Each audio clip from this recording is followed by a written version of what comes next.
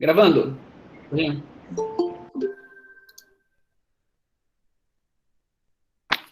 Dale.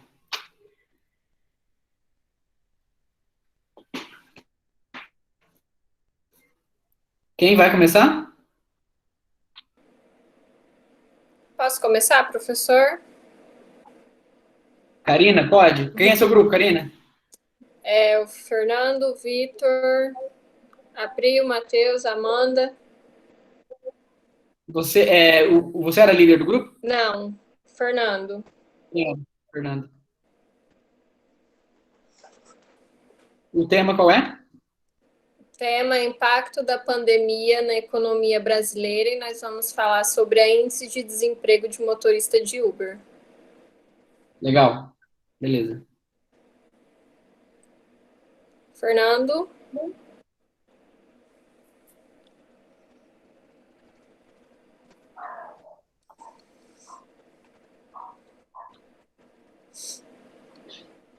Bom, então vamos lá.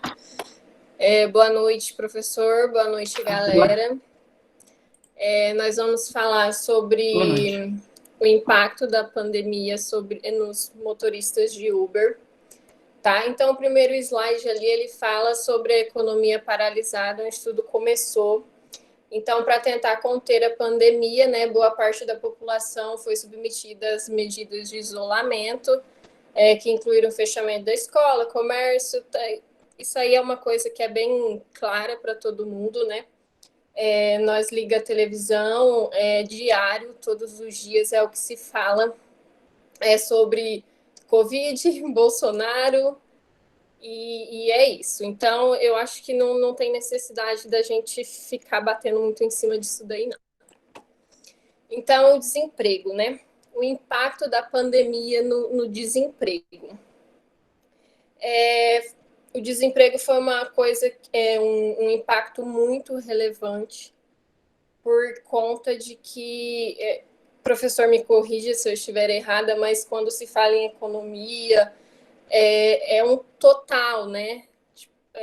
Não tem como eu falar só do Uber e levar em consideração só os motoristas de Uber, né? Porque é um giro, afeta tudo, afeta combustível, são várias coisas. Então, Perfeito, tá tudo interligado, né? sim, sim, tudo interligado.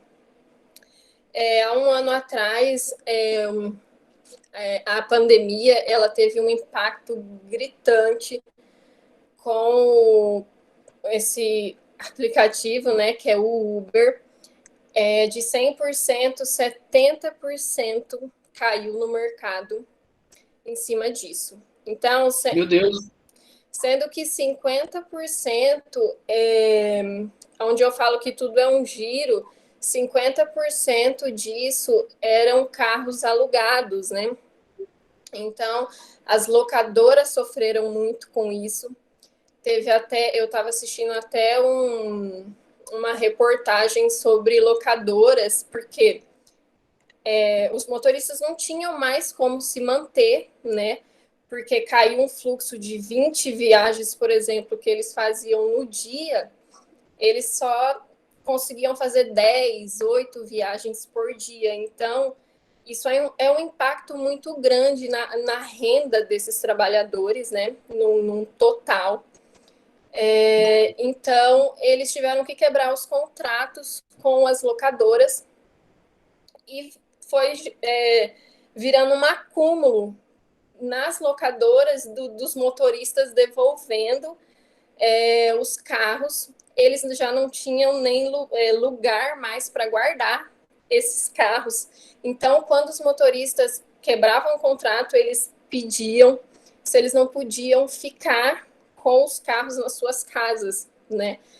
E tipo, é um cenário muito triste para o Brasil, porque é um país imenso, é muito populoso para a gente chegar, né, onde nós chegamos, né? Acho que ninguém imaginava que isso ia acontecer com nós. Então, aonde surgiu o aumento do desemprego, né? os motoristas de Uber, eles reclamavam muito também da questão do combustível, né? Por exemplo, eu abasteço o meu carro R$ 200, eu passo o mês com esses R$ 200. Só que eles, 200, para eles abastecerem, às vezes enchia o tanque 1, 2 vezes ao dia, é um valor muito significativo para eles conseguirem se manter.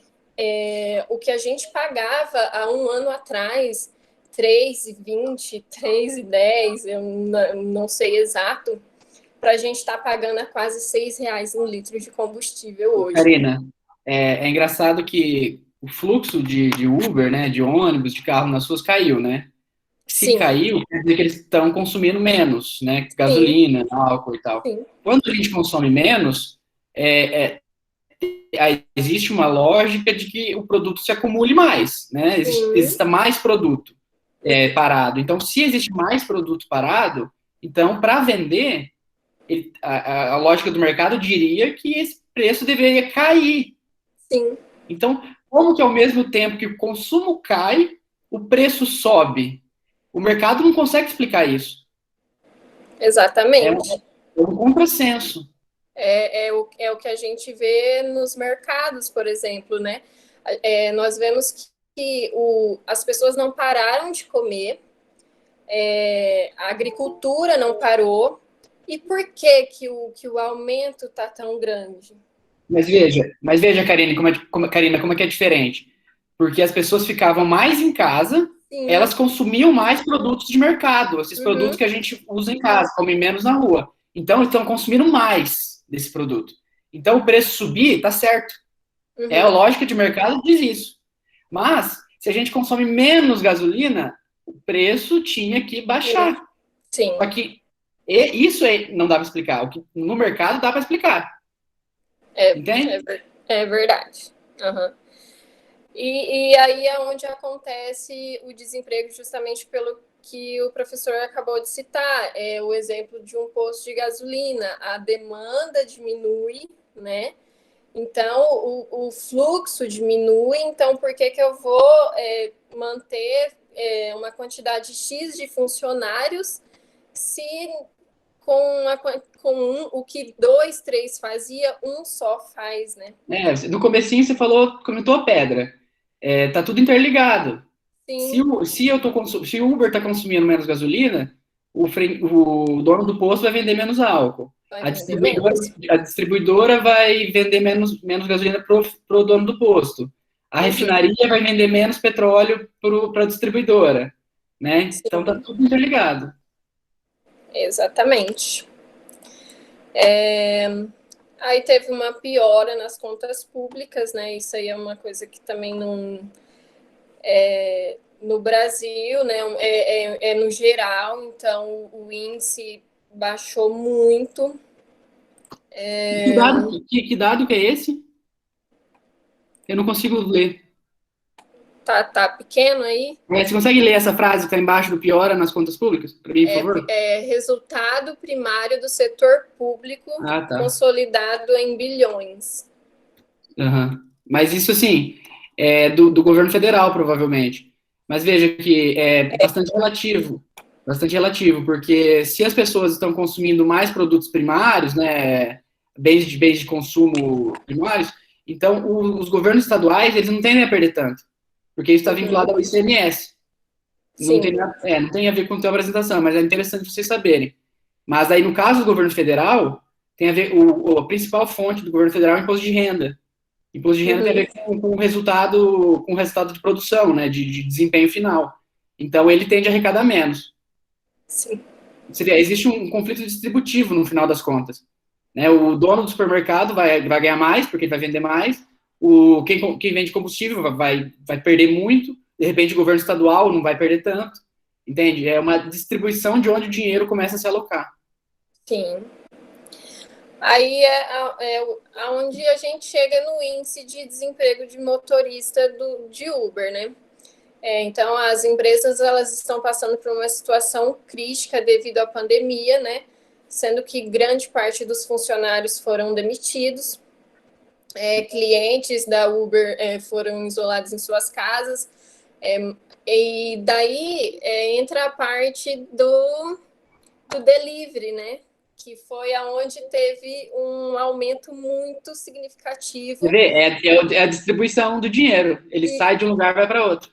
Sim, teve um aumento muito grande, porque as pessoas ficam em casa, então elas não necessitam do Uber para estar se locomovendo, mas elas precisam que venham até elas, né? É onde entrou forte a questão do delivery. Aquela até citamos aqui, trouxe uma lição para nós, que a gente tenha mais compaixão e empatia pelo próximo, né? Porque a gente está passando por um momento muito difícil, inexplicável no Brasil, único, que hoje eu até fazendo uma pesquisa, eu parei e falei, gente, só tem um ano de pandemia, né? Eu falei, parece que a gente está vivendo isso há tanto tempo. Então, quando que isso vai acabar, pelo amor de Deus? Quando que a gente vai poder se reunir? Igual eu até comentei com um colega meu agora do trabalho, que é difícil para a gente certas coisas. Antigamente, a gente ia estar aí todo mundo junto na sua frente, fazendo uma apresentação, né? Você ia avaliar a gente como um grupo, então é muito difícil para nós, tanto para os professores como para nós alunos, se adaptar, se ajeitar, né, nesse novo mundo aí. Esse novo mundo, exatamente, querência de estudo. É um novo mundo e a tendência é que ele seja mais ou menos isso mesmo agora. Isso. E só para complementar, uma coisa que eu li hoje que eu achei bacana pelo fato do Uber estar perdendo muito, os funcionários eles vão pagar um auxílio, né, para os funcionários que estiverem o Covid, né, tal. Eu achei interessante isso daí. Eu lembro disso. Até o caso, porque foram todos pegos de surpresa, eles têm que cumprir com as necessidades deles, as obrigações. Então, é bacana isso daí da Uber. Bom, é basicamente isso, professor, que a gente tinha para falar. Eu vi que você tem um Adam Smith aqui no final, eu não consigo ler. Ah, tá. A ciência é o grande antídoto contra o veneno do entusiasmo e da superstição. Reflexão. A vacinação de todos é o único meio para combater esse vírus, que não apenas afetou a nossa economia, mas trouxe muitas perdas de vidas. Mas trouxe a muitos uma lição que tenhamos mais compaixão e empatia ao próximo. Que legal, parabéns. Ficou muito legal. Obrigada. Isabela? Oi, professor. A gente vai apresentar agora. Sim, é o grupo da Alessandra, tá? Para anotar aí, que fica melhor. Professor, eu gostaria de ser o próximo daí, depois do dela. Beleza, Matheus. Alice, conseguiu resolver o áudio? Consegui sim. Ok, então vou apresentar e vai transcorrer normal a apresentação. Pode, professor? Pode sim, Alessandra. Tá tudo bem? Tá com cara de braba hoje? O nervosismo, né, professor, de toda a apresentação. Sei bem. Boa noite novamente, professor. Boa noite, pessoal. Boa noite. Nós somos do grupo da Alessandra, né, como já tinha dito, e o tema da nossa apresentação será sobre o sistema bancário. Esse tema, ele é bem extenso e abrange vários aspectos do sistema financeiro nacional.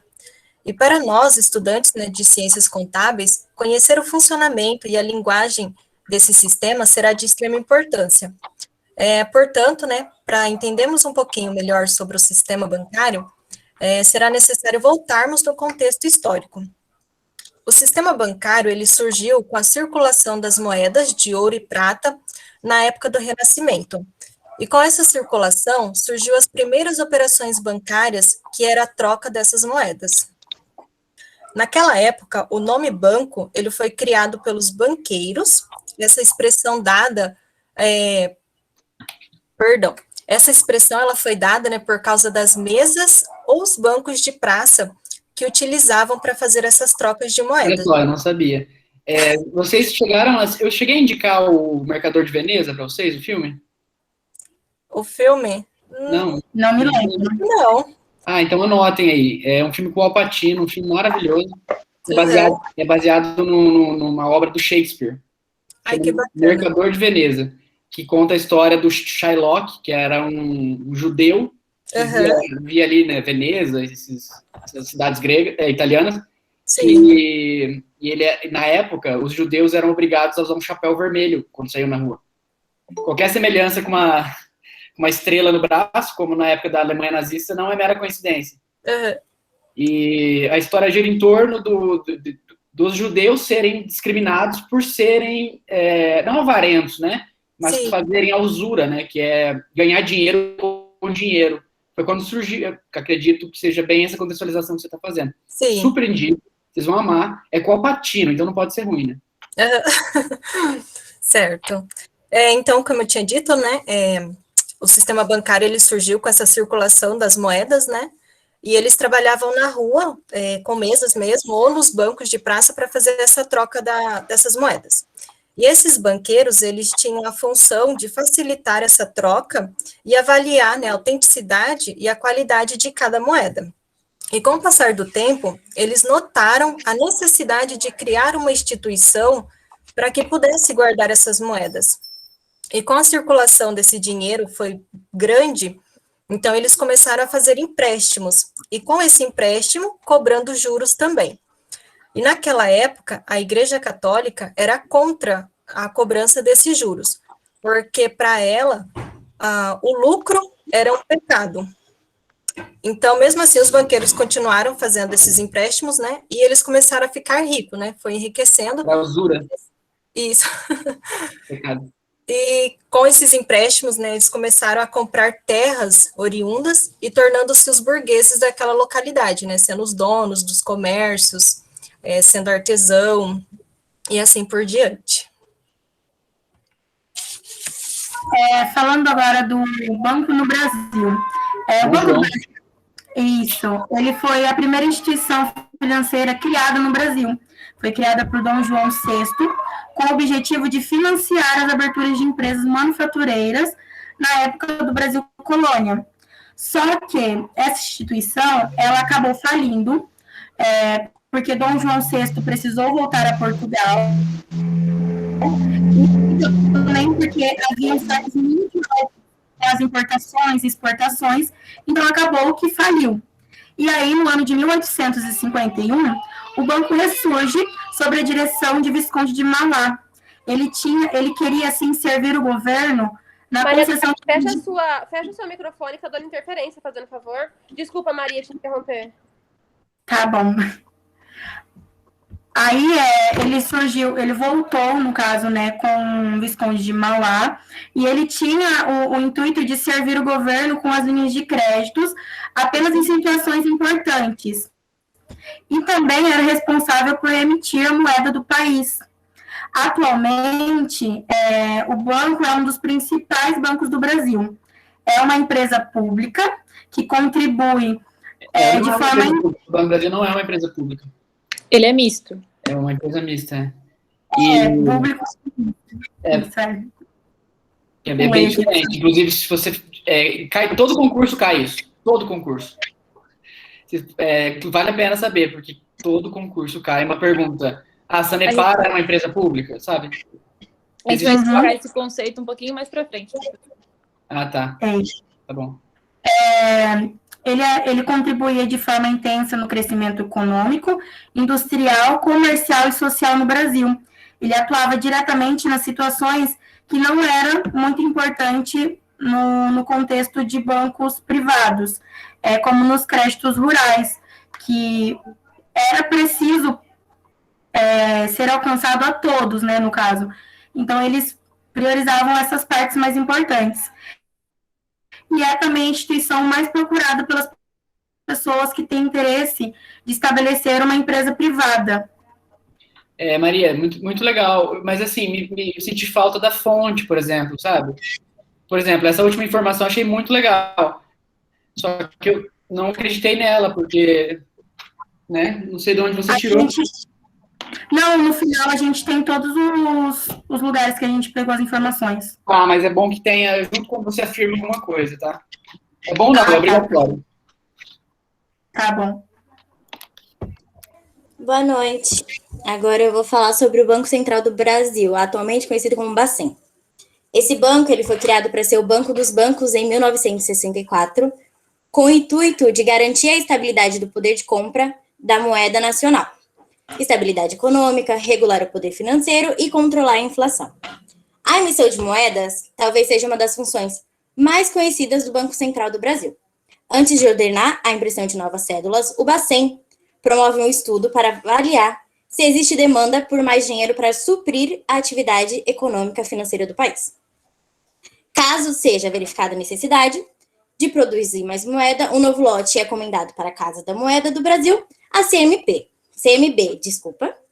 O exemplo mais recente é o do lançamento da nova cédula de R$200, ok? O Bacen é uma autarquia autônoma, que exerce suas funções sem a subordinação de outros órgãos públicos.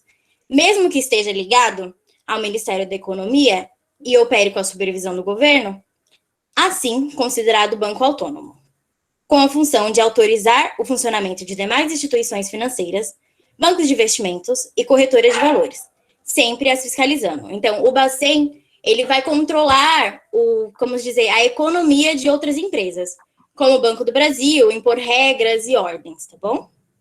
Todo o sistema do Brasil, Pessoal, mil desculpas. Tem alguém batendo aqui na porta, tá? Eu tô sozinho aqui no hotel, tá? Só um minutinho, vocês vão poder acompanhar. Oi, é aqui. Professor, passa vergonha também. Vamos lá, continua. Tá bom, vamos lá. Então, todo o sistema financeiro do país é controlado e fiscalizado pelo Banco Central, que seria o Bacen. Tá? Ele garante todas as instituições que atuem de acordo com as suas normas e regras, com diretrizes que promovem o bom funcionamento do sistema financeiro. Esse controle permite sua estabilidade, desenvolvimento e equilíbrio. Então, quer dizer que qualquer banco pode ter as suas metas, os seus valores a serem cobrados dos clientes, mas tem que seguir todas as ordens e direitos que o Banco Central controla do poder econômico no Brasil. Tá bom? Regula, né? Ele regula qualquer instituições que trabalham com o poder financeiro, isso. Ele é um órgão autônomo, então não tem nenhum caso... Era para ser um órgão autônomo, quer dizer, né? Ele era para ser autônomo, né? A real, ele é autônomo, mas ele também trabalha com serviço público, econômico do Brasil inteiro, né? Não, é que assim, ele tem uma função que, se influenciada pelo governo, ele perde essa função reguladora independente. Isso. Mas, na prática, acontece que ele não é tão independente assim. Isso, é uma autarquia, como a gente disse. Ele tem o nome de autônomo, mas ele não é totalmente autônomo, porque depende do governo, depende de ordens também. Então, vamos dizer que ele é o banco dos bancos, que gerencia todos os bancos, mas ainda é gerenciado. Ok.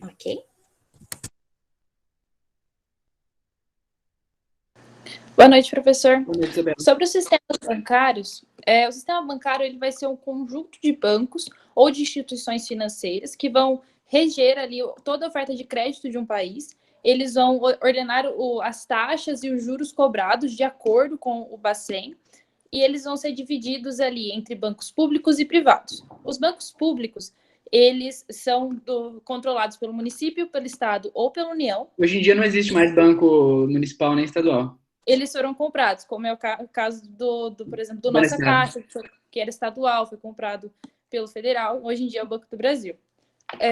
Existem os bancos mistos, como é o caso já citado do Banco do Brasil, que ele é parte privado e parte público, porém, a parte privada, ela não tem tanta autonomia quanto a parte pública. A parte pública, ela ainda manda, entre aspas, mais nesse banco.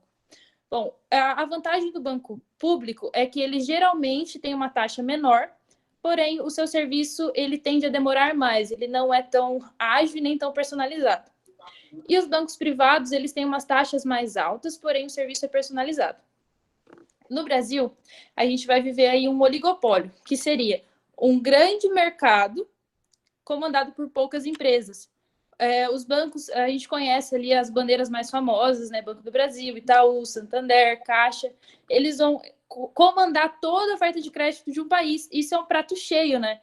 São muitas pessoas, é um país inteiro procurando pelos serviços que poucas empresas têm. O que isso gera? Uma margem para essas empresas aumentarem muito as suas taxas. Claro, repetindo, de acordo com o Bacen, mas ainda é uma taxa abusiva. É daí que está o papel do Bacen, né? Dado que é um setor de barreira à entrada impossível, né? Ninguém pode... acordei e quero ser banqueiro. Exato. Existem algumas regras ali a serem seguidas, mas não deixa de ser abusivo para o consumidor. E às vezes a gente fica ali numa fila de espera de um banco enorme ali, mal atendido, não tem um serviço tão excelente, ainda é cobrado absurdo por isso. E a gente não deixa de consumir esse produto durante a nossa vida toda, porque são poucas as ofertas. Isabela, uma curiosidade para todo mundo, assim, com que banco trabalha? O que é o produto? Oferta de crédito. Isso. Como é que a gente chama, uma outra forma da gente chamar dinheiro? Capital. Capital. Bens, capital. Né? Então, assim, qual o produto dos bancos? Capital. E é um produto que todo mundo precisa. Qual o nome do sistema que a gente vive? Sistema econômico. Capitalismo. Sim. Então, a gente vive num sistema de bancos. A gente vive num sistema que ele é controlado pelo capital. Não estou dizendo que é ruim, nem bom. É só uma constatação. É um fato. A gente vive num sistema capitalista e quem controla são os detentores do capital, quem tem o capital. E quem tem o capital são os bancos. Então, a gente vive num sistema que quem controla são os bancos. Em plena pandemia, o Itaú teve lucro de não sei quantos bilhões, 30, 40 bilhões. Quando tá todo mundo falindo, os bancos estão... Então, assim, é engraçado porque a gente às vezes pensa que o poder do governo, o poder é do capital, do detentor do capital, que no caso é os bancos. É engraçado, né? É tão elementar que às vezes a gente acha que não... Sim. Sim, a gente chega até a explicar que no meio dessa pandemia, o banco digital, ele aumentou, tipo, extremamente como que fala? Quem usufrui deles. Sim. Bom, professor, mas continuando, a gente vai perceber que quanto menor essa competitividade entre os bancos, maiores vão ser as taxas e menor vai ser a qualidade do serviço. Isso é muito ruim para o consumidor. Então, assim, nessa nova era, a gente está caminhando para um futuro que pode ser muito promissor, que são os bancos digitais. Eles surgem com uma proposta de terem produtos, né? Vamos pensar, serviços mais rápidos, mais práticos e com um limite. Vamos fazer uma pesquisa aqui? Vamos fazer uma pesquisa de mercado aqui. Quem tem cartão do Nubank? Eu tenho Neon. Neon. O Neon quem é dono do Neon? Eu tenho Votorantim, é um banco. É um banco muito pequeno. É um banco. Não. O Neon, ele é um banco digital, só que ele é filho de um banco grande. Ele é filho de um banco grande. O original, por exemplo, o original O original ele é do Itaú, se não me engano. Aí tem o Next, que é do Bradesco. É do Itaú. Aí tem o Next, que é do Bradesco. Aí tem todos esses. Claro, tem a Nubank e o Banco Inter, que foram os principais ali. O Banco Pan, se não me engano, também é. Então. O Banco Pan, ele é do Mastercard. Mastercard? Essa é Mastercard. Isso. Não sabia. Esses bancos, eles vão ser muito bons para a economia, porque eles vão obrigar os bancos tradicionais a se moldarem, né, para não perder público. Então, assim, num futuro a gente pode perceber que ou os bancos tradicionais vão comprarem, né, os bancos digitais, ou eles vão se moldarem, transformarem a sua empresa para o meio digital e vão reduzirem as suas taxas. Qual você acha que vai acontecer? Quais as duas opções? Olha, eu acho que dependendo do capital do banco, eles vão acabar incorporando um banco digital, mas isso não deixa também de fazer cair as taxas dos bancos, porque é menor a competitividade. Então, eles precisam de algum meio para atrair o consumidor para eles, o que é uma novidade no meio dos bancos. Bacana essa análise que vocês fizeram. Eu acho que o trabalho inteiro poderia estar girando em torno exatamente disso. Sim. Isso aí dá uma... Posso seguir, Isabela? Pode sim. Então, Ficou legal, Isabela. Não sei se está dando para me escutar, minha internet está travando um pouco. Sim. Mas como a Isabela estava falando, agora eu vou falar então um pouco mais sobre esses bancos digitais. Que então, conforme esse crescimento de serviço no mundo digital, vão surgindo novos bancos, que têm cada vez mais vantagens. Aí a gente tem como, por exemplo, o Nubank, o Banco Pan, o Banco Inter, desculpa. Tem vários aqui, eu podia mostrar, tem uns 5, 6 cartões desses bancos. E o Nubank, ele então não tem uma agência bancária física. Ele é feito tudo por aplicativo e ele dispõe de serviços sem anuidade. Já o Banco Pan, ele é 51% do BTG, que é um Banking and Trading Group, que ele é um banco de investimento brasileiro, e ele é 49% da Caixa Econômica. Então, ele oferece diversas vantagens em relação aos bancos... isso aí mesmo. Diversas vantagens em relação aos bancos tradicionais. E o Banco Inter, também, que a gente tem, ele foi um dos primeiros bancos digitais do Brasil. E ele é conhecido por tornar gratuito diversos serviços básicos. Então, com esse crescimento no mundo digital, vão surgir outras tentativas de oferecer produtos mais baratos. E muitas vezes também esses bancos eles são comprados, incorporados aos bancos tradicionais, como por exemplo o PAN. E o crescimento desses bancos ele só é possível através de investimentos e espera-se que as ofertas sejam cada vez mais interessantes em relação a preço e a qualidade.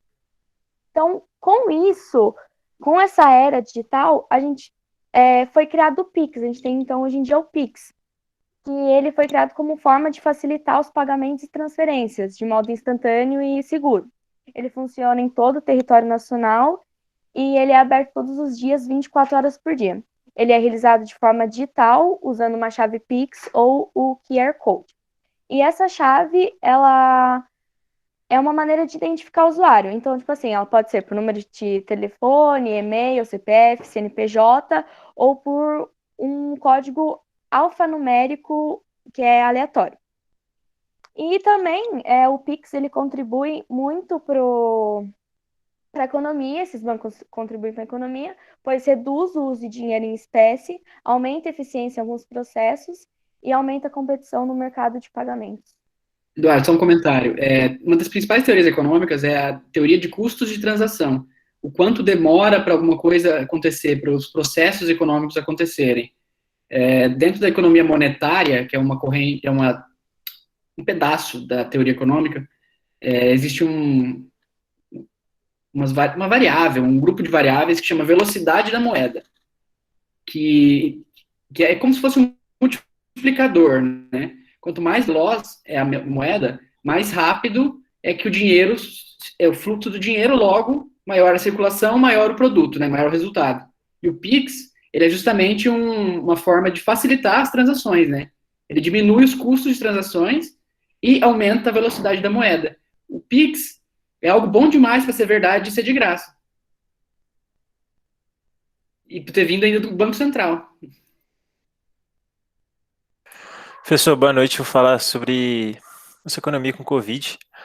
Com o início da pandemia, houve um aumento expressivo no crédito para empresas. Isso daí era uma coisa que a gente já imaginava que ia acontecer, mas foi para as empresas maiores, a gente não para as empresas menores, porque quando elas começaram a ter um déficit de lucro, elas precisavam de crédito para se manter, porque muitas empresas grandes não podiam falir, porque senão ia acabar afetando a economia de uma forma muito negativa e ninguém queria isso. Implementação de programas e estruturas voltadas ao crédito, a necessidade de capital foi sendo atendida, bem autoexplicativo. Crédito para as famílias recuou proporcionalmente à queda no consumo e crédito às pessoas jurídicas aumentou. Isso daí era uma coisa que nem todo mundo estava esperando, mas que, como com o Covid, muitas pessoas tiveram, assim, trabalhos novos. Teve pessoa que começou a fazer máscara, teve pessoa que começou a fazer delivery, teve pessoa que começou a fazer potinho para botar álcool em gel. e teve pessoas que acabaram criando uma empresa em cima disso. Então, o crédito para essas empresas começou a aumentar devido a isso também. Financiamento imobiliário cresceu de forma significativa, auxiliado pelas baixas taxas de juros, até porque não é todo dia que você compra uma casa, né? Aí, nesse meio de incerteza do Covid, as pessoas tentaram abaixar o preço dos juros para ver se as pessoas continuavam nesse meio de comprar um imóvel ou até mesmo alugar. O principal fator contribuinte para a queda do índice de custo de crédito foi o custo da captação, seguido pelo não pagamento de conta, despesas administrativas e tributos. Isso daí é uma coisa que, a partir do momento que as pessoas começam a não pagar as suas próprias contas, contas de mercado, contas de farmácia, contas básicas, elas não podem pegar crédito, porque se você não consegue pagar nem suas contas básicas, como é que você vai pagar os juros do crédito ou até mesmo o próprio crédito? Não tem como, não faz sentido nem para o banco, nem para qualquer pessoa emprestar dinheiro para uma pessoa que não consegue pagar contas básicas. E que a pandemia também interrompeu a melhora da rentabilidade do sistema bancário, pelo aumento das despesas com provisões para perdas com crédito. Também é autoexplicativo. É isso, professor. Nossas referências, da onde que a gente tirou cada coisinha. E é isso, nosso trabalho de economia, referente ao sistema bancário.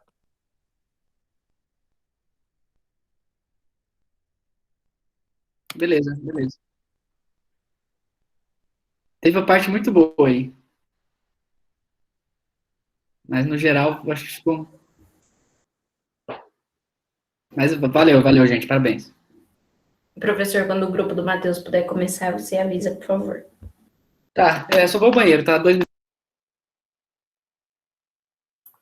Meu Deus do céu. A minha vontade de me xingar tá ai, enorme. meu Deus do céu. Putz, grela, gente. Olha, sei lá. Cadê a mulher, gente? A Rosana. Cadê ela? Deixa. Aqui, ó. Toda bem arrumadinha. É um blazer, isso? É só eu que tô passando mal? Ó, uma camiseta vermelha, parecendo a Dilma Rousseff, toda trabalhada. Nossa, aqui é contra quebrante. Isso, tá certa, certíssima. A Tainá? Oh, meu Deus do céu. Ô, Rosana. Amigo, meus dedos tá sangrando, você não tem ideia de tanto. Sangrando por quê, filha? Você tá menstruando? Ah, é dedo. O dedo? Tá menstruando meu dedo? Ô, Wellington, é só eu dar 1 minuto que você já... Oi. Não, eu sou a alegria dessa turma aqui, sou eu, professor. E é mesmo. Vamos lá, galera. Matheus? Isso, é o Matheus que é. Quem que é o líder? O Matheus. É o Olivate. Fernandes é o líder do esporte. Tá, Matheus do vôlei. Isso. Sou eu quem vou falar sobre os slides. Quando puder começar, você avisa. Fique à vontade. Boa noite, pessoal. A gente vai falar sobre a economia dentro do esporte e automaticamente vai pegar grande parte da interferência do Covid na economia dentro do esporte. Os alunos são Matheus Fernandes, Marcos Firmino, Tainá Firomi, Ana Júlia Zanóbio, Cauane Fiates, Cristal Zilio, Thiago Takada, Bianca Francisca. Todo mundo participou? Todo mundo participou. Não precisa mentir, eu não vou tirar nota. Não, todo mundo está participando, professor. Tá bom. Inclusive, se precisar de dados de algum slide. Todos. Se você trouxe dados, tem que ter fonte. Senão não vale nada. Tá bom, professor. Vamos indo. Com o início do Covid, né? Muita coisa foi afetada e teve muita mudança. Dentro disso, o esporte foi algo que mudou praticamente tudo. Foi afetado praticamente tudo. E a gente colocou alguns tópicos.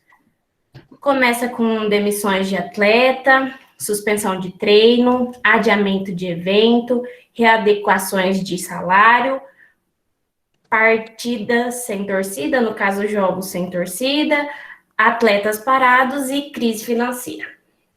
Começando pelas demissões, como no começo da pandemia fechou tudo, não tinha nada, automaticamente não tinha público nem bilheteria lucrando. E isso gerou muito prejuízo de milhões, bilhões para o pessoal do esporte. E eles teve que se readequar.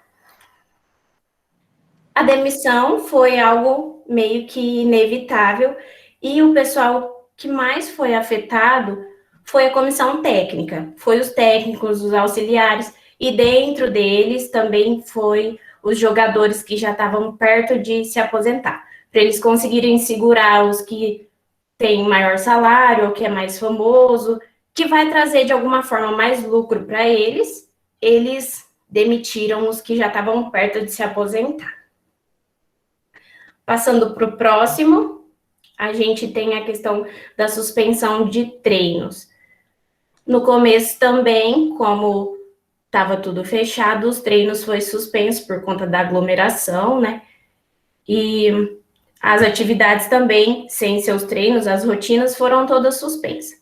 No caso, tudo fechado, não tinha como eles treinar, as academias e os clubes, com o tempo, foi se readequando, de acordo com as leis, as regras da Secretaria da Saúde, com a OMS, eles conseguiram reabrir as portas aos poucos, e agora já está voltando mais ou menos, não como antes, os treinos e as atividades. Quando no começo, e agora também, porque não acabou, né, o eSports, que é os esportes eletrônicos, eles teve destaque. Por quê? Basicamente não interferiu em nada da rotina deles, porque como os jogos eletrônicos, eles conseguem fazer de casa, não precisa ter contato com o pessoal físico, no caso, né? E foi algo que, como as pessoas teve que ficar dentro de casa e estavam, vamos dizer, sem nada para fazer, eles começaram a pesquisar, e foi na onde teve uma alta nos esportes, porque o pessoal começou a se interessar e jogar mais, e se inscrever e participar mais desse lado do esportes, que é o eletrônico. No próximo tópico, teve os adiamentos de evento. A maioria dos eventos foram adiados ou cancelados, mais adiados do que cancelados. Dentro dessa parte, não está no slide, mas eu queria citar um principal, que é as Olimpíadas, que era para acontecer em 2020, foi adiada há um ano, vai acontecer agora, esse mês, em 2021, e com isso prejudica no total não só a economia, a questão financeira, como a questão física também, porque os atletas, eles se preparam há 4 anos, e eles se planejam, e é tudo regrado certinho, cronometrado, tudo certinho, para no dia da apresentação eles estarem no máximo deles, no maior pico, vamos dizer, na maior disposição, e conforme vai adiando, vai tendo incerteza, eles vão perdendo um pouco do seu nível físico, né, da sua estabilidade, o máximo que eles conseguiam, e automaticamente, com o adiamento, teve o atraso do salário, porque se não tem o evento, eles atrasam o salário deles. Pode passar para o próximo. E teve a questão de se readequar, né, aos salários. Alguns foram demitidos e outros eles só abaixaram. Aqui tem os exemplos dos times de futebol. Foram mais ou menos reduzidos de 15% a 50% dos salários dele. E não foi só time pequeno, Série B, Série C, Série D. Foi também os grandes, como tem o exemplo ali do Palmeiras, que reduziu 25% dos salários de alguns dos atletas, porque teve alguns que conseguiu se... Pode falar, professor? De onde vocês acharam esses dados? Não estou sendo chato agora, só estou curioso mesmo. Porque normalmente os dados financeiros dos clubes assim são intocáveis, assim, muito difícil da gente achar. Então, professor, eu pesquisei, tipo, tem no Globo Esporte falando, no Geo Esporte, tá. e tem um pouco no UOL. Uhum. Não, o UOL é uma das isso mesmo. Uhum. No UOL você, Matheus, um pouco de cada time também. Oi, professor. Legal, porque é muito difícil. Eu já tentei fazer um trabalho, fazer uma análise econométrica, não com os dados das balanças, dos TRE dos caras lá. Eles são muito fechados.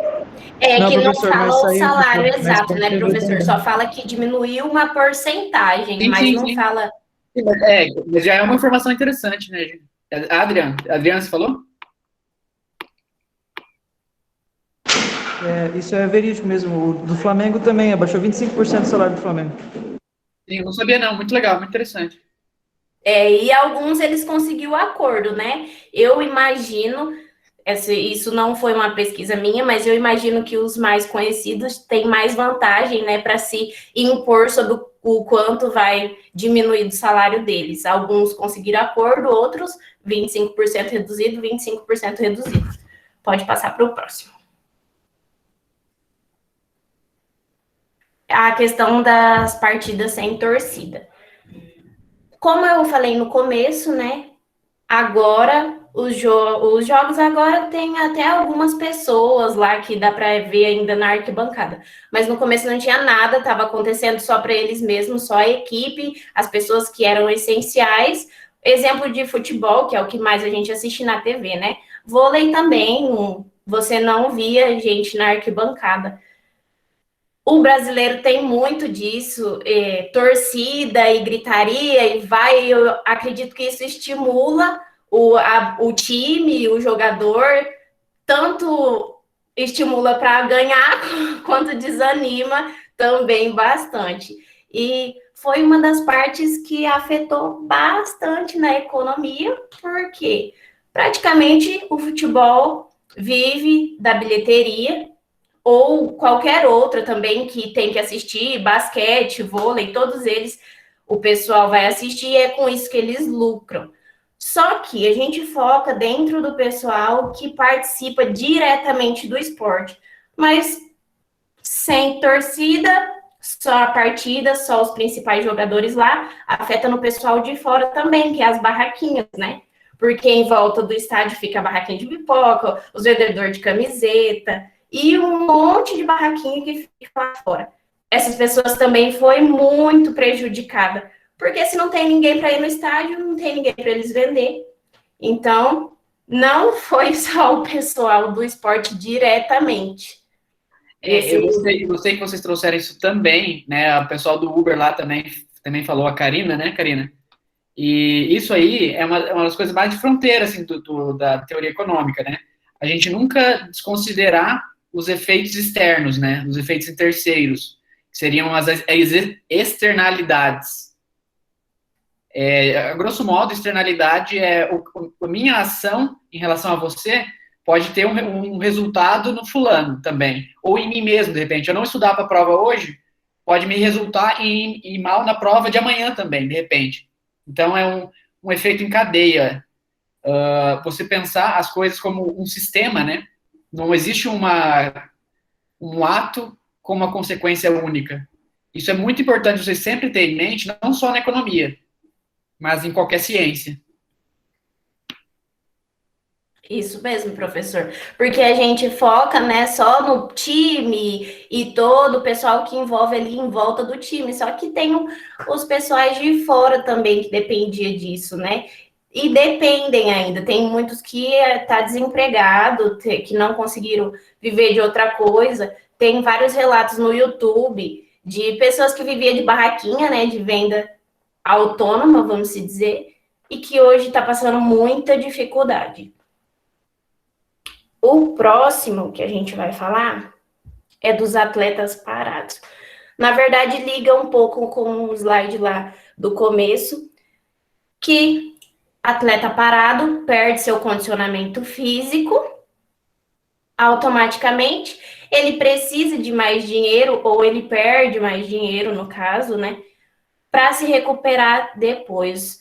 Alguns atletas, tem umas reportagens até mesmo da Globo, falando de como eles se reinventaram dentro de casa mesmo, porque senão o prejuízo, se eles ficarem parados totalmente, eles voltam, perde muito, muito o nível da capacidade que eles conseguiram quando estava na sua melhor condição física, é muito rápido o tempo que eles perdem. E aí tem um dado aqui que foi um remador, que em 8 semanas que ele tirou férias, ele precisou de 20 semanas para ele voltar no pico que ele estava do seu condicionamento físico. E o último slide é a crise financeira. A crise financeira, no caso, pega tudo em geral, né? O pessoal aí do esporte que vivia de público fisicamente, agora tem que se reinventar para conseguir passar por essa crise, tem que apelar para a internet, TV, porque, como a gente viu, o esporte, no caso, na parte da economia, não afeta só o jogador, afeta todo o time, tanto dentro do campo quanto fora do campo e quantas pessoas em volta do campo. E aí, o que a gente tem que fazer é se reinventar, porque senão não consegue passar pela crise. E é algo que pegou todo mundo em geral. É isso, professor. Beleza, Tainá, ficou bem legal, tá? Eu tava esperando a apresentação do Matheus. Cadê, Matheus? O Matheus, ele fez os slides. Opa, fala comigo, professor. Ô, professor, um evento que está acontecendo também é a Copa América, e eu acho que isso aí ajuda muito na economia também. Como não tem torcida também. Ah, professor, mais uma coisa que eu lembrei. Na questão da Olimpíada, a China está fechada. As únicas pessoas, os únicos países que vai entrar são as pessoas fundamentais para participar. Não vai ter nenhum público lá para fora da China, que não são os chineses. Só eles. É interessante, assim, mas bastante arriscado, né? Porque você vai colocar um pouquinho de gente de cada parte do mundo, cada um vai chegar com um vírus um pouquinho diferente. Mas eles são vacinados, professor. Todos eles têm que ser vacinados. Né? Vamos torcer para que essa vacina funcione bem. Essa é a questão. Professor, tem um atleta olímpico que ele até é medalhista. Esses dias ele estava fazendo entrega. Meu Deus. Triste, né, cara? Triste. Ah, tá que nem a amiga da professora Rejane, formada em contabilidade, vendendo o quê? Pizza no meio de rua e roupa. Ai, meu Deus do céu. Faz mais dinheiro que professor.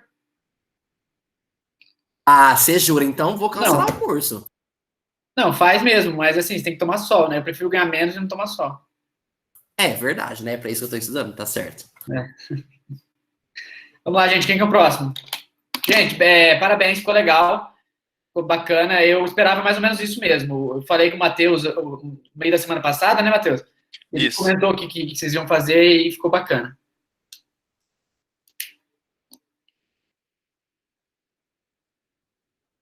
Quem é agora? Acho que falta só a gente, né? Quem é, gente? Ah, Luana? Uhum. Vamos lá, então. Peraí que eu tô nervosa. Professor, sobre o meu grupo, a gente gravou. Tá bom. Você mandou no e-mail? Mandamos no WhatsApp. No WhatsApp eu não vou olhar, não. Qual que é o e-mail? Vou mandar agora, senão eu vou esquecer. Quem me mandou foi... Quem é esse rapaz aqui? João Vitor. João Vitor, tá. Vou mandar aqui pra ele. Beleza. Ele tá. Obrigada. Faz o upload no Drive do Google e manda o link. Tá. Falta Maria Eduarda também. João tá com a mão levantada ainda? Baixa a mão, rapaz. Ah, não, o seu eu vi, você botou no YouTube. Vamos, Luana. Tá. Eu não gosto de falar em público. Um minutinho, só compartilhar a tela aqui, professor. Tá, ô Luana, eu também não gostava. E tomando soco, tomando tapa, que você espera. Não tem outra receita, não. Não, eu gosto de ficar só por trás das telas. Enfim, eu preciso começar dizendo que o nosso trabalho foi sobre os jogos eletrônicos na economia brasileira, né? Foi o que o senhor pediu pra gente fazer, você pediu pra gente fazer, só que tem muito pouco dado sobre isso. Tem pouco mesmo. fosse com relação aos jogos eletrônicos abrangente no mundo, a gente teria uma coisa mais fácil em fazer. Mas como é no Brasil, a gente achou muito, muito, muito pouca coisa. Quando não tem problema. Daí vocês fazem uma coisa mais exploratória mesmo. Vai ser assim, bem enxuta, vai ser uma coisa bem enxuta. A gente tem mais com relação a dados mesmo. E o senhor pediu, você pediu sobre o site da onde a gente tirou. Né? A fonte. A fonte, foi um site chamado, acho que é Newzoo que fala, é um site gringo, e depois, se você quiser que a gente passe, a gente passa. Depois. E quem fez o trabalho foi o Matheus, o Ilgner, o Leandro, o Samuel, o Alan e eu. Que mais? Ilgner Carioca, tá aí, Carioca? Sim. Tô sim, tô aqui. E aí, beleza? Então, a gente, assim, a gente fez, né, o slide que o Matheus tá compartilhando aí. Tá. E tem alguns dados e os gráficos em si. Aí os meninos já vão começar a apresentar, ok? Tá bom, obrigado.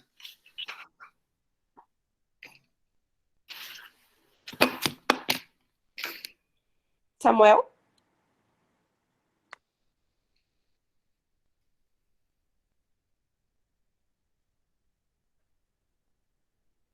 Cadê Samuel? Pensa. Eita. Ele fugiu.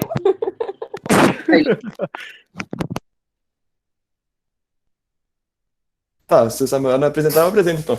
Ele não morreu, tá bom. eu tava falando com ele até agora. Ele tinha mandado um textinho que ele tinha feito e tudo. Ele mandou pra mim também, tadinho. Peraí, deixa eu chamar ele aqui, professor, desculpa.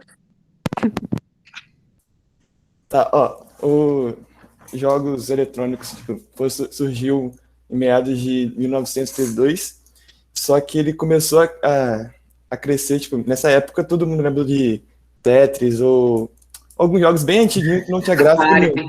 Atari, o controle era só uma manopla que ficava assim pronto, não tinha gráfico nenhum, e aí foi desenvolvendo. Em 2003, os jogos, ele passou a indústria de cinema e música. Quando eu vi isso aqui, eu fiquei meio assustado. No último gráfico, a gente vai ver isso. E, agora eu vou falar sobre um jogo, jogos que melhoraram muito a indústria dos games. Cara, deixa eu falar um comentário, Ilgner. Oi. Tem um documentário na Netflix, não sei se vocês chegaram a ver, que ele é maravilhoso sobre o desenvolvimento dos jogos. Só não vou lembrar o nome, acho que é tipo games mesmo. É sensacional. Ele fala cada fasezinha, sabe? O Atari, depois o Nintendo, depois o PlayStation 1. E é legal que ele vai fazendo comparação com o mundo real, né? Tipo, quando teve o boom ali de não sei o quê, foi uma revolução tecnológica, e como que era a galera que se organizava. Cara, muito legal. Eu, quando vi, assim, blow my mind, assim. Foi muito, vale muito a pena. É legal, tem gente que coleciona o console, aí você vê, tipo, a evolução do console também. Sim, tem um colega que é doido disso. Voltei, professor, voltei. Você quer apresentar essa parte ou continua? Samuel? Oi? Vou fazer minha parte. Não. Bem, professor Samuel. Bem? Beleza? O mercado de games no Brasil, professor. Você tá vendo o slide aí? Acho que tá apresentando. Passa aí, Matheus. Não vou ler tudo isso, não. Do relatório. Não.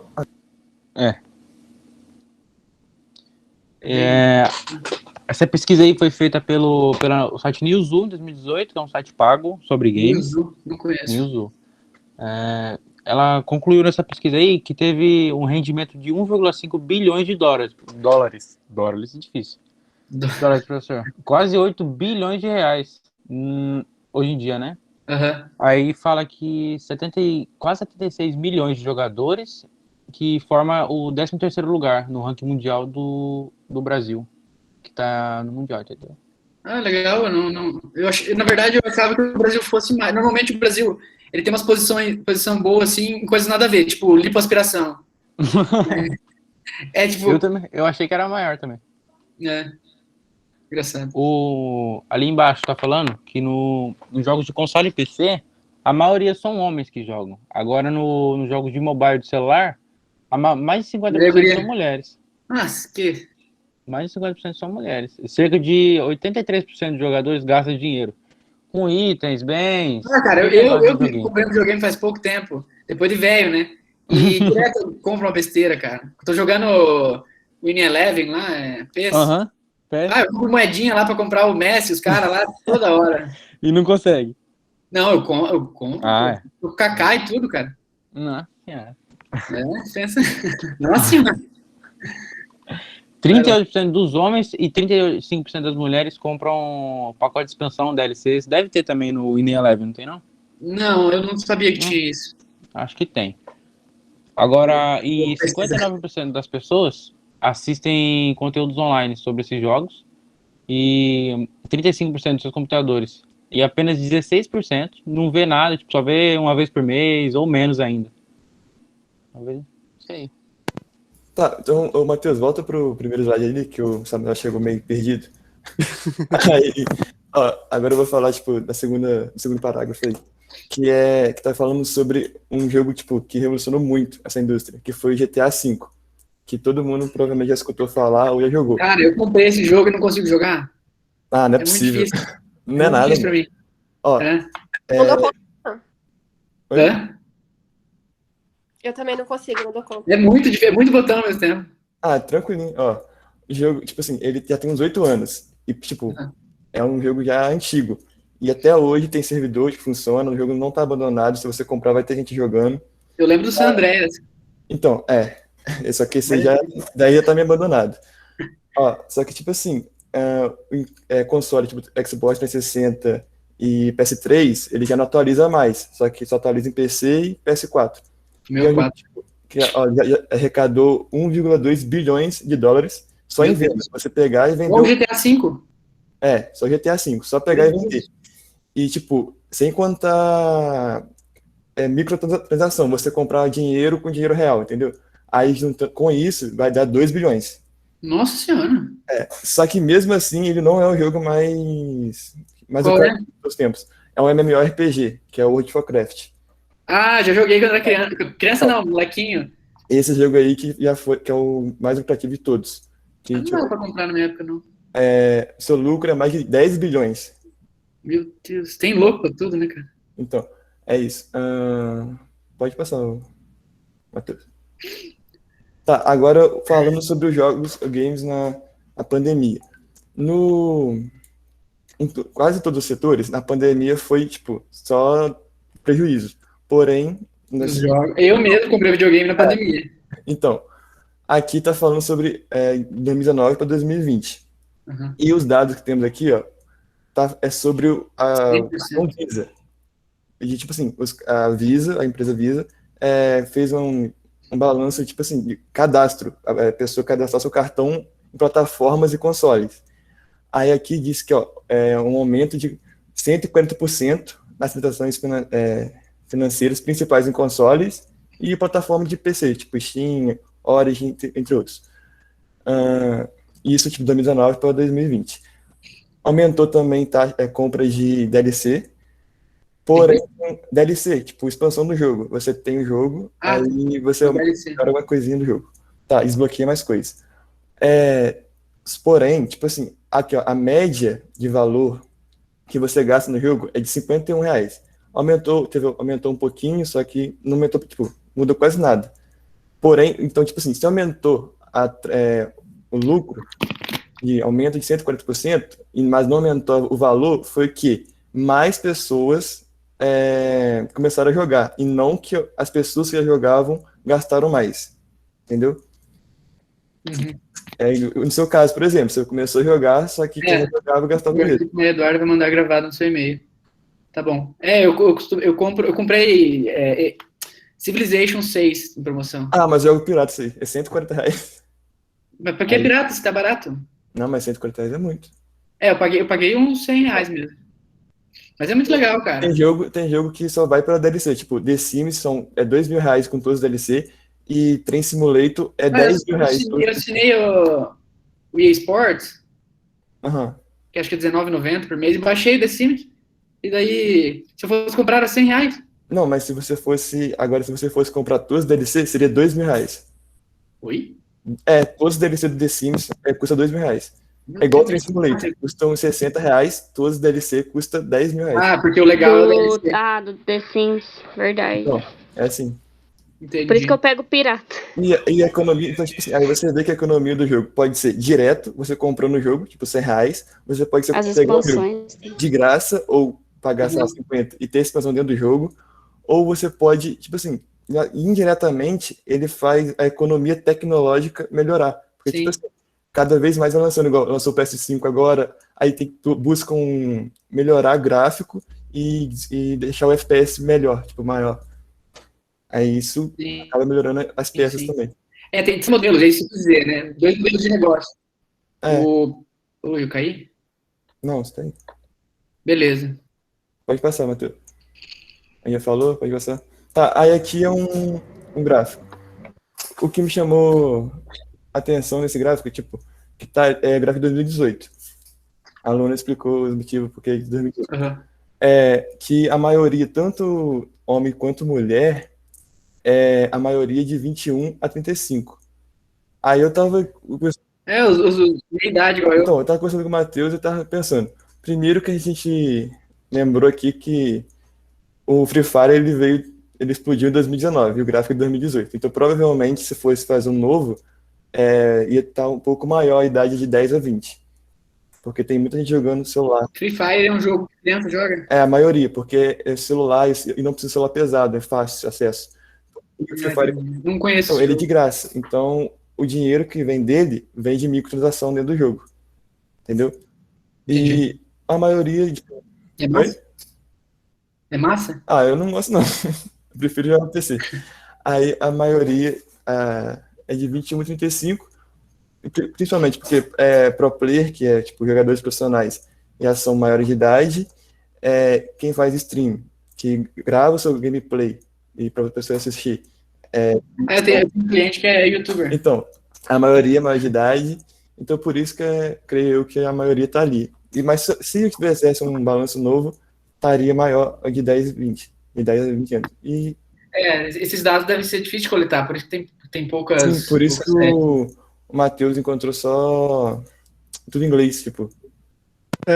Infelizmente não tem nenhum jornal ou qualquer coisa assim no Brasil que faça esse tipo de dado.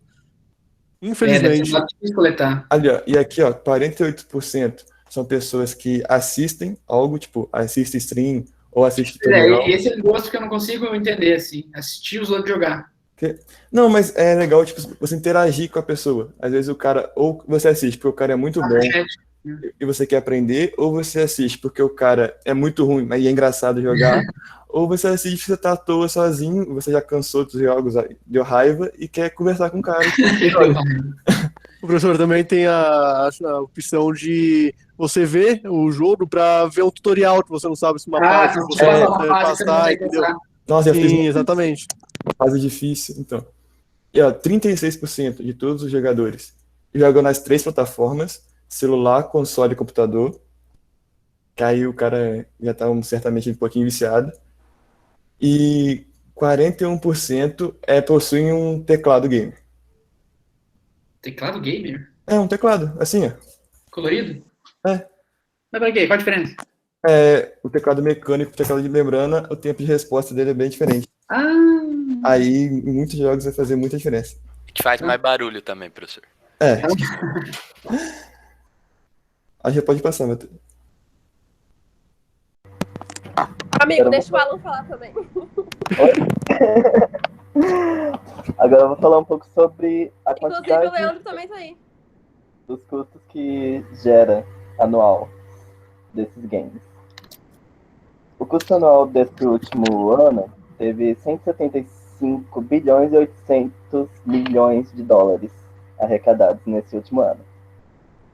Dessa faturação, 52% foi de mercado de smartphones, jogos para smartphones. E teve um aumento de 4,4%. Game Crush. Isso. Dos jogos de console, teve uma queda de 6,8 bilhões. No caso. 8,9 bilhões. Porcentagem.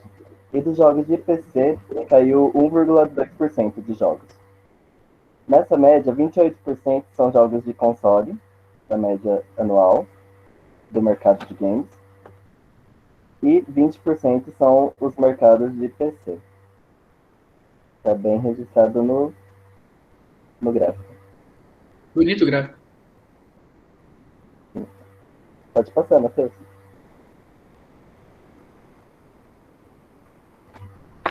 Pois é, né, cara? Aqui é o gráfico que eu falei no início, ó, dos jogos passando o cinema e a música. Pois é, cara, coisa séria, né? Mas eu mesmo gasto mais em videogame hoje do que cinema. Até porque, né? Principalmente na pandemia. É. Interessante isso aí, cara. Nossa, dá pra tirar muita coisa desse dado aí. Esse dado é simples, né? Mas ele diz muita coisa, nossa. Nossa, dá pra ver que desde 2014 a soma dos dois valores não dá o 2008 ali já. Dos videogames. Ali 2008 já passou, já dobrou, já mais que o dobro. Sim, é muito absurdo isso. 2008, quanto tinha em 2008? Nossa, não tinha nem... Ah, tá, não, 2008... Eu pensei o World Trade Center, mas... Talvez. Ô, professor. O CS precisa de que época? O CSGO foi em 2011, se não me engano. Não, e o 1.6? 1.6 é desde 2000, 2001. Eu conheço o CS quando eu era piada, devia ter uns 12 anos. Então, isso em 2002. Sim. O professor, dá pra ver que em 2009 foi lançado o filme Avatar, né? Que foi o filme que maior bilheteria até hoje. Pode ver que nem mexeu no gráfico, sabe? Tipo, nem abalou muito o mercado. Você quer dizer que não foi relevante? Não foi, em comparação com os jogos, não foi relevante. O ano 2009, o filme mais lucrativo até hoje, sabe? Até hoje, é? Até hoje ainda é o Avatar. Rendeu 2,5 bilhões. Eu não vi graça nenhuma. E olha depois de 2013, que depois do lançamento do GTA, como o gráfico ficou verdade, sim. Olha, vocês fizeram umas análises boas. Espero que tenha escrito isso que falaram.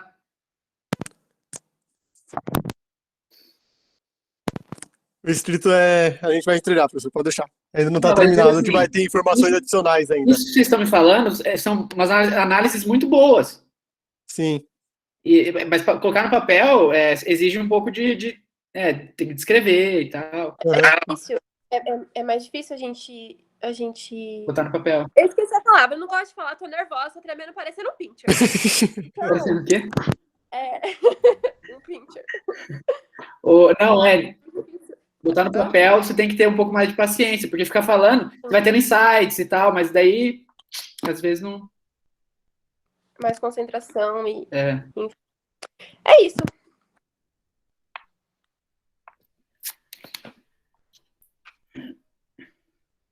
Só? Acabou? Tá bom. A parte boa, vocês pararam? Professor, realmente não tem muitos dados. Sim, realmente sim. não Mas tem. Cara, você sabe o que ia ser legal vocês fazerem? Pega esse mesmo dado ali, esse último, aquele de linha ali. Sim. Aí vocês colocam, sei lá, um evento que aconteceu no ano tal, igual vocês falaram, lançamento do CS, sei lá. E coloca ali o desenho do CS em 2008, aí vocês explicam embaixo. Aí o lançamento do GTA, vocês botam um desenho do GTA no gráfico.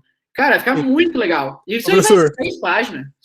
O professor, era para ter muito mais coisa, mas aí o senhor limitou a 10 minutos, né? Eu falei, nossa, juro pro professor, eu tirei mais de 10 slides. Mas lá no trabalho escrito, mete bala, mete bronca. Sim, aí pode deixar. Trabalho escrito pode deixar. Já fechamos o TCC de vocês nisso também.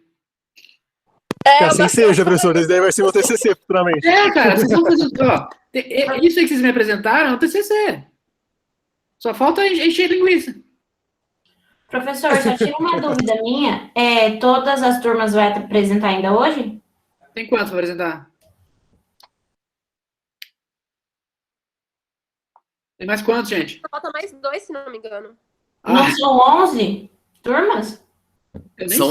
Não sei, tem eu, professor. Olha lá, olha lá no chat lá, eu tenho a tal de... Se for pegar como base não sei aquele arquivo no Drive que o professor pediu, tem umas 11 grupos lá, eu acho. Mas falta quantos aqui? Aí eu já não sei.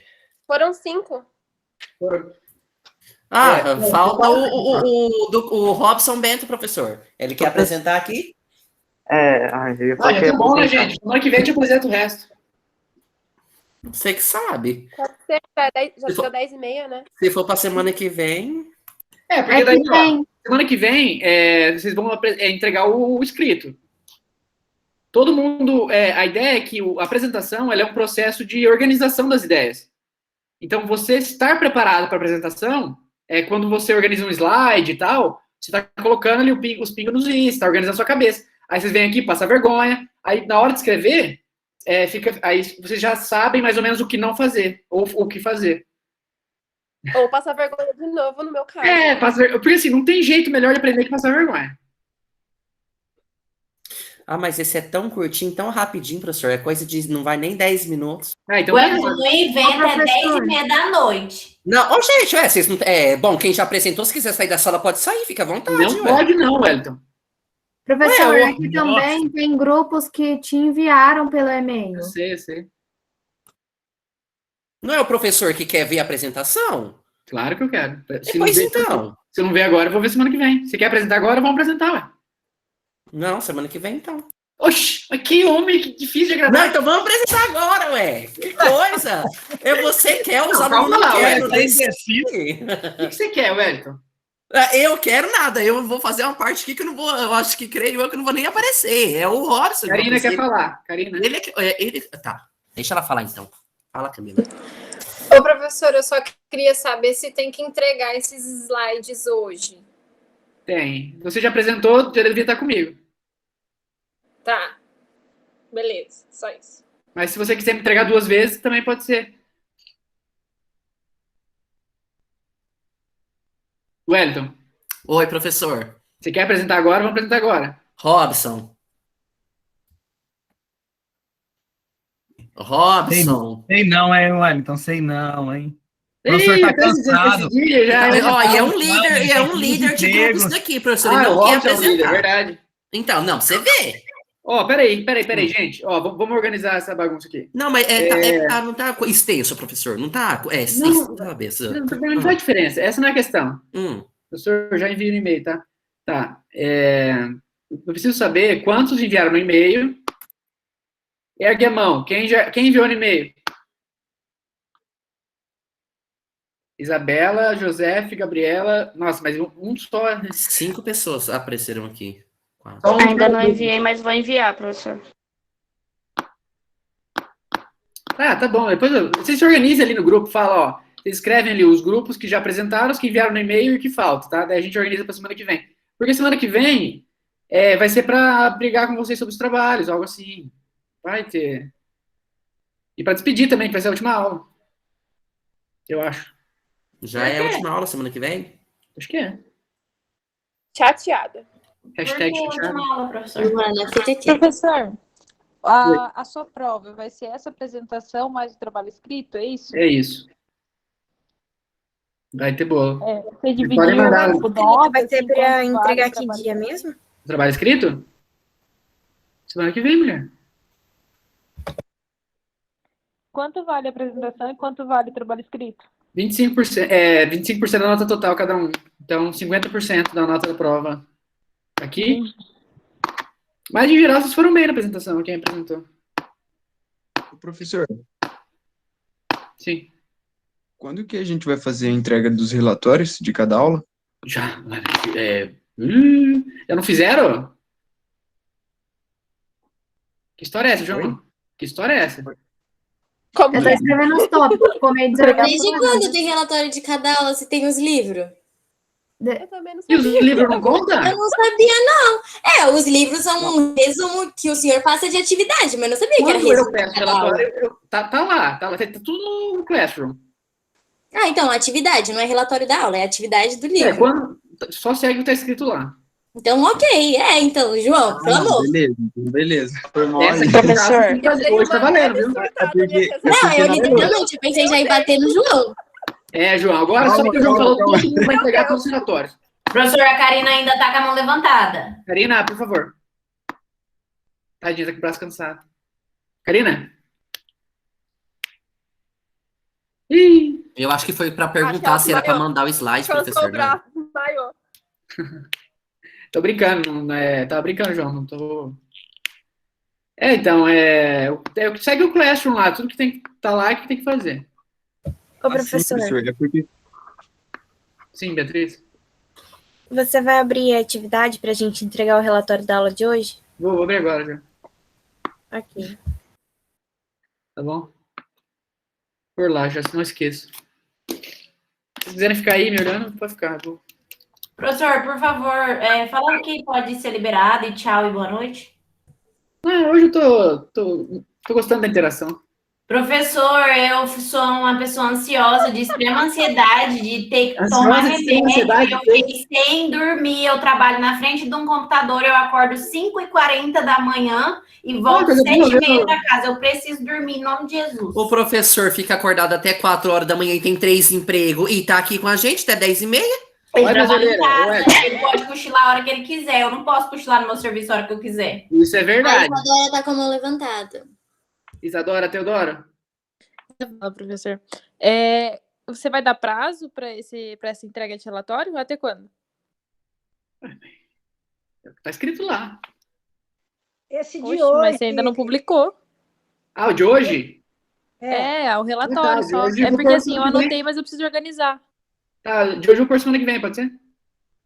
Pode, obrigada. Rosana? Não, era a mesma pergunta. Eu e a Isabela, a gente acabou fazendo a mesma pergunta para quando se podia. Sintonia, tá todo mundo em sintonia aqui. Ô, professor, você sabia que o jogo Fortnite, em 2019, o eSports dele rendeu 64 milhões de dólares? Tipo, pro primeiro colocado? Bom, hein, cara?